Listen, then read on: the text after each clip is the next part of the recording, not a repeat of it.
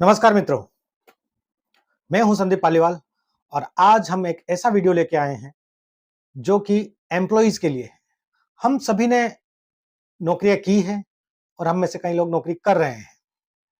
तो नौकरी में हम क्या मिस्टेक्स करते हैं, क्या ऐसी गलतियां हैं जो हम नौकरी के अंदर करते हैं, उसी के ऊपर आज हम डिस्कस करने वाले हैं और 11 पॉइंट्स मैं आपको बताने वाला हूं जो जनरली हम नौकरी के अंदर मिस्टेक्स करते हैं या उनको हम अवॉइड कर सकते हैं। तो शुरू करते हैं। पॉइंट नंबर 1, जब भी हमें कोई काम मिलता है, अगर हम जल्दबाजी दिखाते हैं तो इस मिस्टेक को हम अवॉइड कर सकते हैं। जल्दबाजी दिखाने की अपेक्षा हम कार्य को समझें, उसे नोट डाउन करें, किस तरह से उसे करना है उसको समझें, उसमें क्या-क्या एफर्ट्स लग सकते हैं, किस-किस फैक्टर्स को हमें ध्यान रखना है, उसका एनालाइज करने के पश्चात हम कार्य पर इनिशिएशन लें। ऐसा ना हो कि आधा अधूरा सुना, आधा अधूरा कार्य हमने समझा और उसके बाद हम काम पर लग गए। तो पहली मिस्टेक, कार्य को हम जल्दबाजी में करते हैं, उसको हमें अवॉइड करना चाहिए। दूसरा, कार्य करते समय जब आपको कोई भी कार्य आपके मैनेजर ने दिया है या रिपोर्टिंग बॉस ने दिया है, अगर उस कार्य के दौरान, उस वर्क में, उस प्रोजेक्ट में, उस कार्य करने के समय में कोई मॉडिफिकेशन अगर आता है, कोई अपडेट आता है, कोई चेंजेस आता है, तो हमारी ये ड्यूटी बनती है कि हम उस चेंजेस को टीम के सभी मेंबर्स के साथ शेयर करें, टीम के सभी मेंबर्स को बताएं या अपने मैनेजर को उससे अवगत कराएं कि ये कार्य के अंदर ये परिवर्तन हुआ है या ये चेंजेस हुआ है, जिससे कि सभी लोग उससे अवगत रहे। कई बार हम सोचते हैं कि ये चेंजेस हुआ है, क्या फर्क पड़ता है, मैं तो कार्य कर ही रहा हूं, कार्य करके दे दूंगा और मैनेजर देख लेगा। नहीं, तो हमें इस चीज को अवॉइड करना चाहिए और अगर कार्य हमको दिया गया है, जो भी कार्य हमको डेलीगेट किया गया है, उसके अंदर कोई भी मॉडिफिकेशन या अपडेशन आया है, तो उससे हमको हमारे टीम मेंबर्स और बॉसेस को अवगत करवाना चाहिए। तीसरा, अगर हम कुछ भी मिस्टेक्स करते हैं, 10 में से अगर 8 मार्क्स जितना कार्य हमने कर लिया है, 80% वर्क हमने कर लिया है या 90% वर्क हमने कर लिया और 10% मिस्टेक्स है या गलत है, तो हम उस कार्य को करके ईमेल में या वर्क में अपने मैनेजर को सौंप देते हैं। ये हमारी बड़ी मिस्टेक है। ऐसा नहीं होना चाहिए।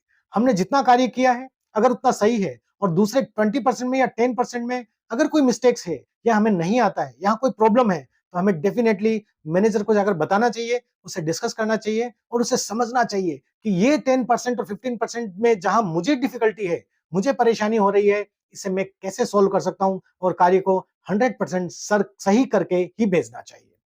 Point number 4, feedback. कई बार हम सोचते हैं कि मैंने जो काम किया है, मैं तो अपनी तरह से अच्छा ही काम कर रहा हूं और फीडबैक देने की जवाबदारी मेरे मैनेजर की है। नहीं, ऐसा नहीं है।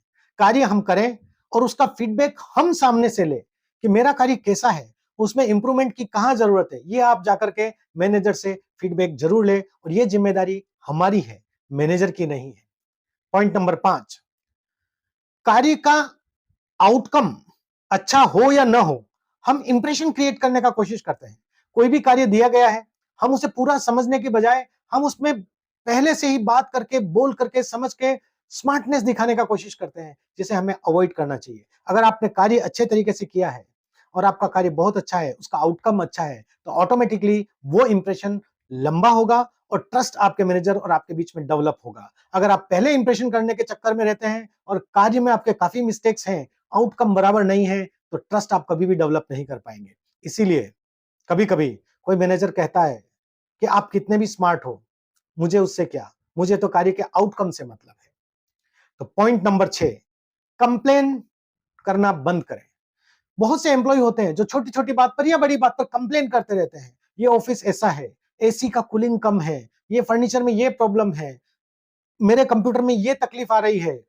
इन सभी को कंप्लेन की कैटेगरी में गिना जाता है, जो नहीं करना चाहिए। इसकी अपेक्षा इसे आप प्रॉब्लम के तरीके से देखें और जब अपने रिपोर्टिंग बॉस या अपने मैनेजर से या एडमिनिस्ट्रेशन डिपार्टमेंट से या एचआर डिपार्टमेंट से इसकी बात करें विद पॉसिबल सॉल्यूशंस कि मेरा ये प्रॉब्लम है और मैं चाहता हूं कि इसके अंदर ये पॉसिबल सॉल्यूशंस है जो हम कर सकते हैं जिससे कि ये प्रॉब्लम समाप्त हो सकती है। तो हमेशा जब भी आप अपना प्रॉब्लम प्रेजेंट करें, उसके साथ पॉसिबल सॉल्यूशंस अवश्य दें। अदरवाइज आप एक कंप्लेनेंट और क्राई बेबी बनकर रह जाएंगे। पॉइंट नंबर 7, आप किसी भी लेवल पर काम कर रहे हैं, अगर आप ये सोचते हैं कि मैं छोटे लेवल पर काम कर रहा हूं और मेरी मिस्टेक्स को कौन देखने वाला है या मैंने जो मिस्टेक्स की है उसे कोई नोटिस नहीं करेगा या मेरी मिस्टेक्स करने से किसी को कोई फर्क पड़ने वाला नहीं है, तो ऐसा नहीं है। अगर आप लोअर लेवल पर या एंट्री लेवल पर भी काम कर रहे हैं, आप एज ए ट्रेनी ऑर्गेनाइजेशन में ज्वाइन हुए हैं और आप ये समझते हैं कि मेरी मिस्टेक से कुछ फर्क पड़ने वाला नहीं है, तो आप गलत हैं। हम वहां गलत होते हैं। हमें चाहे हम एज ए ट्रेनी ऑर्गेनाइजेशन में ज्वाइन कर सकते हैं या ऑर्गेनाइजेशनल हियरार्की के अंदर हम बहुत ही लोअर लेवल पर काम कर रहे हैं, लेकिन हमें ये ध्यान रखना चाहिए कि हमसे मिस्टेक्स इंटेंशनली न हो, डिलाइबरेटली न हो। पॉइंट नंबर 8, अपने आप को कंपनी के कल्चर में, उसके वर्क कल्चर में अलाइन करना।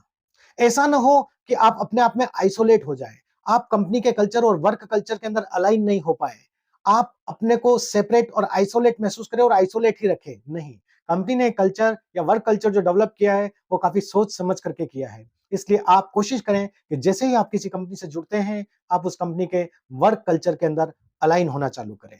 पॉइंट नंबर 9, कुछ भी मिस्टेक्स अगर आपने की है तो उस मिस्टेक्स को ओन करें, उसे एक्सेप्ट करें। इंस्टीड ऑफ गिविंग एक्सक्यूजेस, आप बहाने देना या कोई रीजन बताने की अपेक्षा उसे ओन करें और उसे समझे कि यस ये मेरी मिस्टेक है, I need to improve it, मुझे इसे करेक्ट करना है।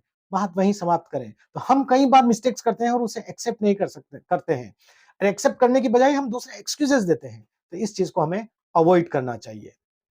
पॉइंट नंबर 10, ऑफिस पॉलिटिक्स एक बहुत बड़ा इशू है, उसमें कभी भी इन्वॉल्व ना हो।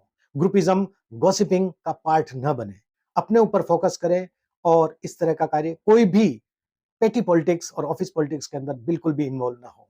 और point number 11, learn from senior.